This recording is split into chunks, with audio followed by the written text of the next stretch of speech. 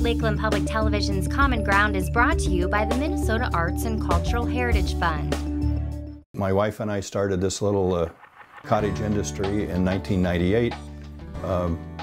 Actually, I needed something to do after retiring from a major corporation and spent 32 years working for them. And I needed something to do to keep me active and involved. And I enjoy fishing and the outdoors and those kinds of things, so it became a natural for me to start building custom rods. Really, the impetus behind all of that was I was never able to find a rod in the sporting goods store that really fit me. I would go to the store and pick up a rod because it looked nice, or maybe it was priced correctly, put a reel on it, take it fishing, and there was something wrong. Something just didn't fit. And I've done that all my life. Actually, my first custom rod was built when I was about 5 years old. I was playing tag in my grandmother's car, and she had laid her split bamboo rod, fly rod, on the ground outside of the car, and I jumped out of the car and broke that fly rod, stepped on it and broke it. I was chastised quite severely and was told that I needed to replace that rod by building her another one and do it now as a 5-year-old. So I cut off a willow branch and stripped the leaves off of it, tied a string on it and gave it to Grandma. She put a hook on the end of it and did catch another fish with it. So really that was my first rod, and then didn't build any more until 1998. And I had no idea what all was involved in building these rods. It was something that was not really natural for me. I didn't believe I had any artistic or creative ability whatsoever. Can't draw a straight line. My handwriting is atrocious, and even after it is cold, I have trouble reading it sometimes. Others just give up. They won't even try. So I didn't believe that I had this ability to do things like what I'm doing now. And some 12 years later, the quality of what I have been able to achieve is dramatically different from what it was when I started. I have achieved some national recognition and even some international recognition for my rod building. So I'm basically self-taught. However, I have taken several master's courses from the Custom Rod Builders Guild. I'm a certified professional rod builder. We have built upwards of 1,800 rods now since we got started. They're being fished all over the world. But mostly in the Midwest and in the United States, of course, but we do ship rods all over the world. We build these rods one at a time. We have no inventory. We build them as individual as you are. We measure hands and arms so that we get diameters and lengths of the handle correct so that they fit you ergonomically. We use top-of-the-line components, high-quality graphite rod blanks typically are where we get started. Portuguese burl cork. I import cork from Portugal to build my handles. Stabilized wood for reel seat inserts on the spinning rods. Fuji guides. And then we always try to do a little decorative butt wrap at the end of the rod to, make it aesthetically pleasing. We identify the rod with your name or a nickname.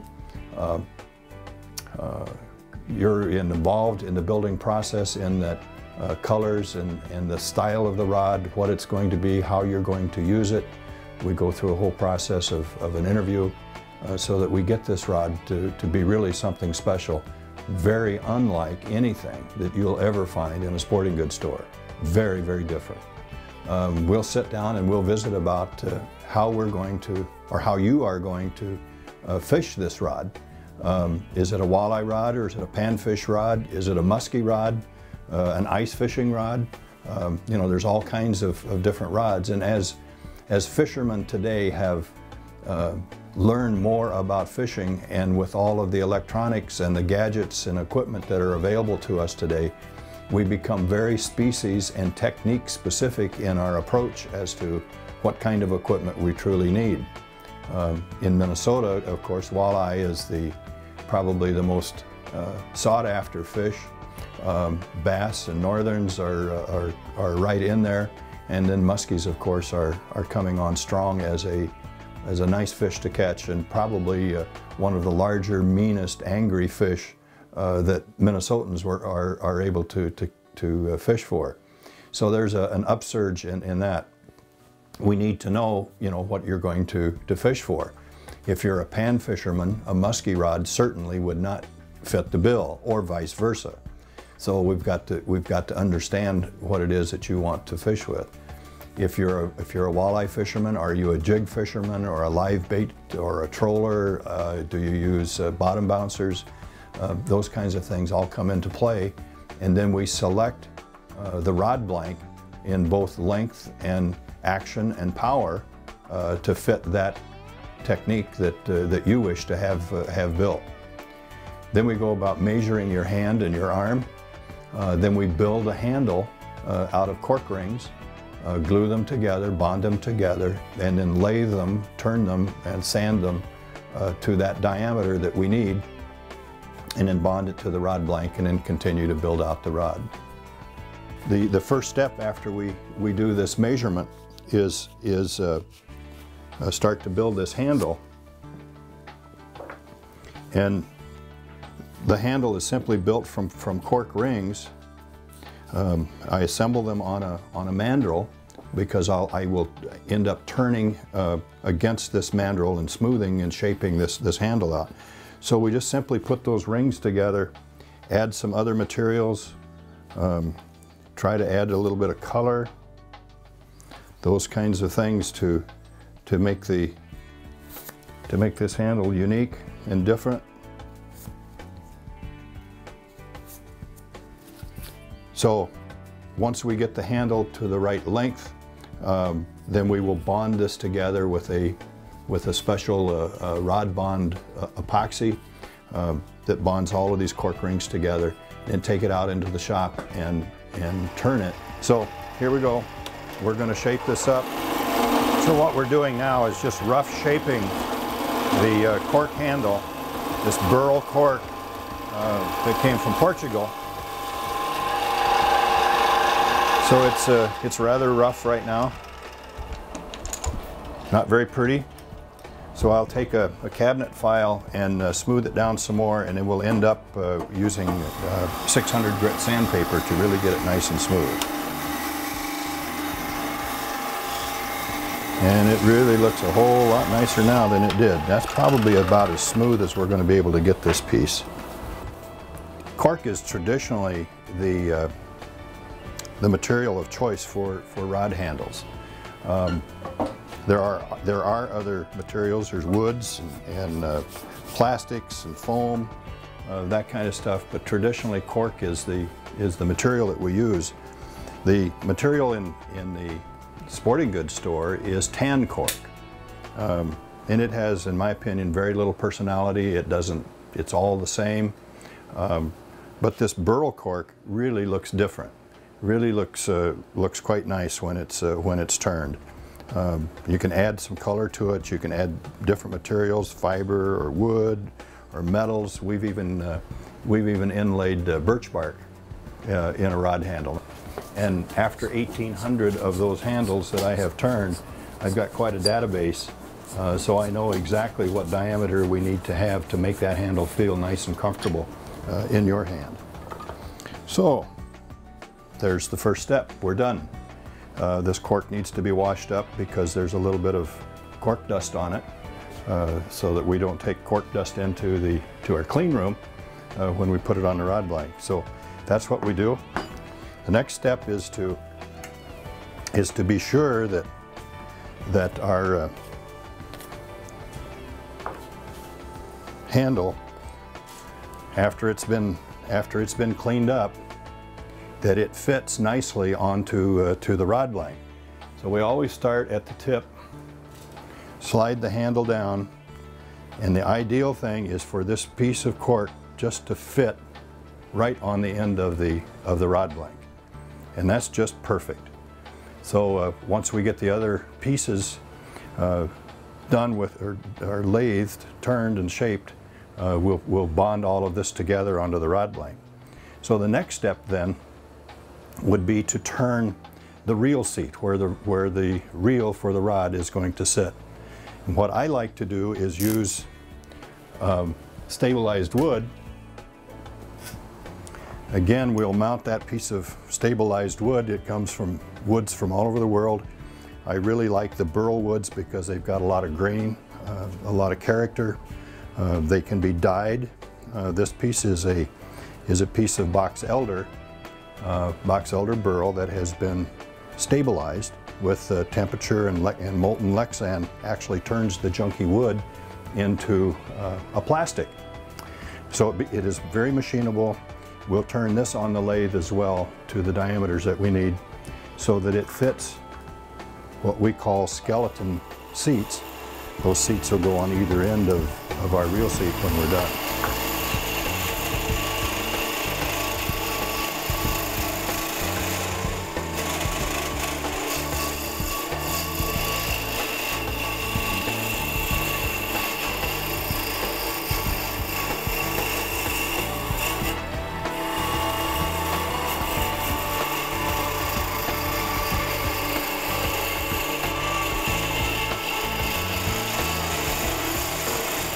Perfect.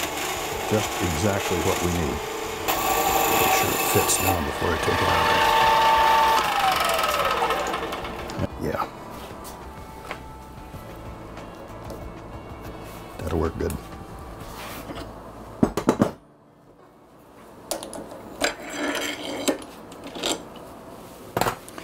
So the next step after we get it all turned, we're sure that the nuts fit.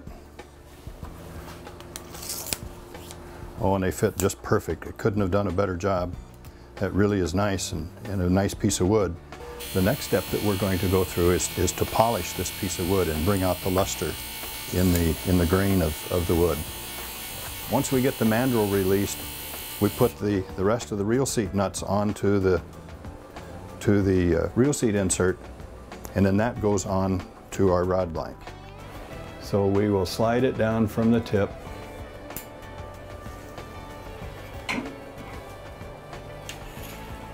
All the way down to the reel, or to the rear grip. And then the final step is a foregrip that we have also turned that matches the rear grip. We'll put it on the rod blank as well. Slide it down until it fits. We'll bond all of that together, and that becomes the handle assembly. And everything fits really quite nice. Starting to take a little shape, and actually there's more time spent in building the handle and getting it to fit correctly, get it to fit the fisherman, and picking the materials for it than there is in the rest of the build out of the rod. The rest of it goes rather quickly once all of this material is done and it is dried and set. When I first started building rods, 10, 12 years ago, 12 years ago actually now, the process was nothing like what it is today. It was very simple. I bought from a component supplier pre-made handles. I bought the conventional reel seats that you would see in a sporting goods store, rather than these skeleton seats and stabilized wood. And I have evolved over time in technique and my ability to do things differently, to add different materials, to reduce weight, and also the functionality of the rod, so that when we're through, when we have completed the rod, it actually performs better than any rod that is made. We build on the spine or the backbone of the rod. We have to find that and then align the components to that spine for its strength and fishability. We do that even on our small ice rods. Unlike what most of the manufacturers do, they don't take the time that a custom builder can do to build this rod to its maximum potential. I think technology has increased, particularly in the rod blanks. The carbon fibers that are available to us today from several different manufacturers have improved immensely over the last several years, and probably in the last 5 years there's been more improvement in the quality of the graphite materials that are available to us than there has been in the last 40 or 50 years. Species specific and techniques specific as well. A jig rod, for example, might be 6 feet to maybe 6 foot 3 inches long, where a live bait rod will be quite a bit longer, 6.5 to 7, maybe 8.5 feet long. And then the actions up in the tip section of those particular rods are going to vary greatly too, as the different kinds of techniques in fishing that we get into.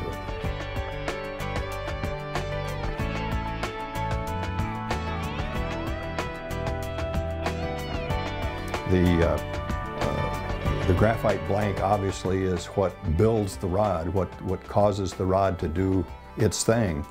The rest of the materials that go onto it, the handles, the grips, and the guides and so on, are nothing more to manage what is built into the rod blank. The tip sections of the rod blank are what is called action, and how the rod bends is what helps us fight that fish, and it's nothing more than a shock absorber. At the butt end of the rod is power, and the power end of that rod is what gives us strength in that rod. And as we go up the rod blank, there's more and more bend in that rod blank, to the point where it has that action and the power that the manufacturer determined was necessary for this particular model of rod blank, and thus the rod blank that you and I chose for the kind of fishing that you're going to use this rod for. So I think that the materials, the techniques that the manufacturers use have improved greatly in the last several years, and thus we have a much better raw component part. I own and use probably regularly, well, I own about 30 rods that I have built for myself for different fish and different techniques, different species. And I probably use half of them fairly regularly. If I'm fishing for walleyes, I really like a longer rod, 7.5 or 8 foot. And I like to live bait or troll spinners. Early in the spring and late in the fall, of course, is jigging. And I'll use a much shorter rod with a very fast action tip and a medium power in the butt. Gives me the opportunity to feel everything that's going on. And that's another important part. And I also enjoy muskie fishing, so you know, I've got half a dozen muskie rods that I'll take with me as we go out and look for those toothy critters. So the next step in the process is to bond these handle materials together using a product called Rod Bond. We've already found the spine of the rod, or the backbone, and that's the strongest portion of the rod, so that the rod will give us the action and the power and the feel that has been built into the rod blank by the manufacturer. So we need to align our reel seat nuts with the spine mark that we made. Be sure everything is nice and tight together. And it is. So we have now glued together, bonded together the reel seat to the handle and the foregrip. This needs to dry for several hours, 8 or 10 hours, and then we can proceed to start wrapping the guides onto the rod blank. We're starting to build out our rod now. We're going to be putting the guides onto the rod blank, and we have marked the position on the rod blank where these guides belong, so that the rod will function correctly without any friction. I use a system called the equal angle system, so the angle between the tip-top guides and the stripper guides at the butt end of the rod are all exactly equal when the rod is loaded, or if it's in its fish fighting position. We use a chart that helps us align those guides using the action and the power built into the rod blank to make that determination. And it's called an equal angle chart. It was developed by a physicist who also is a rod builder, and he came up with this technique, and it's quite unique, very neat. There are other charts that are available that indicate where the guides should be, but the equal angle system is one that really is the proper way of getting it done. I need to be right straight on the spine. I want the ring of the guide to be right over my mark. And I use a power lathe. The traditionalist will wrap guides by hand without using power, but at the level that I build at and the number of rods that I build, if I didn't use power, my hands would be so knotted up that I wouldn't be able to do what I need to do. So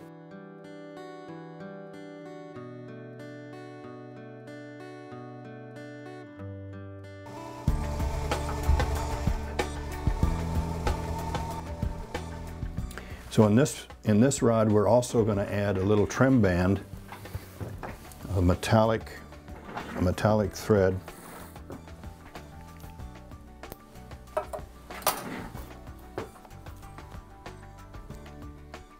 So we'll insert that metallic thread into our wrap, 4 or 5 turns, and then we need to pack all of these threads down so that there's no gaps.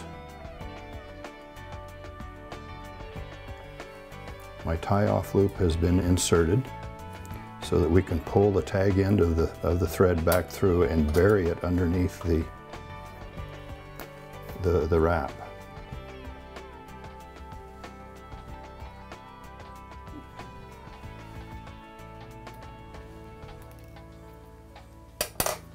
Pull everything together, tighten it up,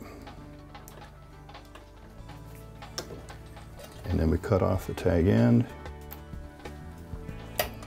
One more step is to add a decorative trim band to that guide.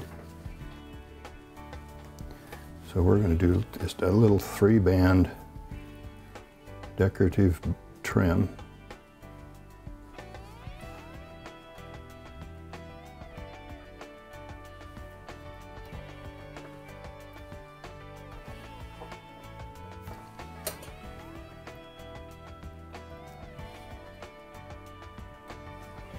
And that guide is done. We're ready to move on to the next one.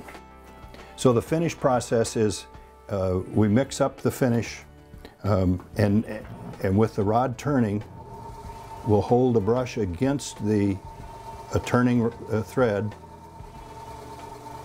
and apply that finish directly to the rod blank. And it needs to turn for about 8 or 10 hours before it sets up so that we could touch it.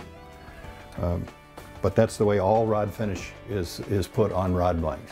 I had a request from a wounded Iraqi vet who was very unfortunate and got hit by a rocket-propelled grenade in Baghdad and lost his arm, lost his left arm above his elbow, and lost a couple of fingers off of his right hand.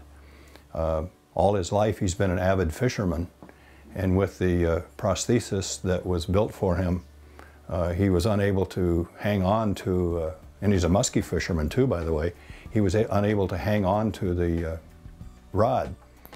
So we built a groove in the foregrip so that the hook on his prosthesis would hang on to the rod, and in using his armpit and the rest of his arm, he's able to hang on and cast. That's probably the most unusual thing that I have done. Another unusual project was a buffalo rancher in South Dakota wanted me to weave buffalo hair in a buffalo silhouette onto his rod. Not only was it hard to get the buffalo to hold still to get some of that long hair, but it was very difficult to work with. I had to work with multiple strands of hair at a time in order to create that weave, and it took an incredible amount of time, but it was really quite nice when it was done. So once we get all of the guides onto the rod blank, we need to finish up the rod by adding names or inscriptions, or maybe even a little decorative aesthetic butt wrap, and we should look at that next possibly. If you enjoyed this segment of Lakeland Public Television's Common Ground, consider making a contribution at lptv.org. If you have segment ideas pertaining to North Central Minnesota, contact us at legacy@lptv.org.